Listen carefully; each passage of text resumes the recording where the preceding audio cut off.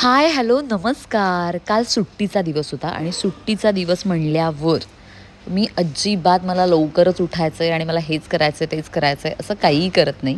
आरामात उठते. 11 वाजता उठले आणि सुट्टीचा दिवस म्हणजे सेल्फ पॅम्परिंग डे असतो. आयसिंग केलं फेसला, फेस मास्क लावला, ऑफकोर्स जो होममेड असतो तो.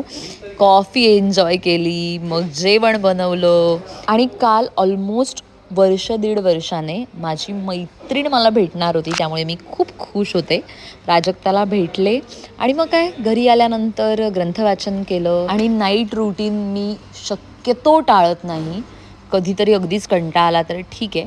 पण टोनर, मॉइश्चरायझर, सिरम हे सगळं लावूनच मी झोपते आणि आज हेअर वॉश करायचा होता त्यामुळे काल रात्रीच छान ऑइलिंग केलं आणि झोपी गेले. तुम्हीसुद्धा स्वतःसाठी वेळ काढा आणि स्वतःची काळजी घ्या.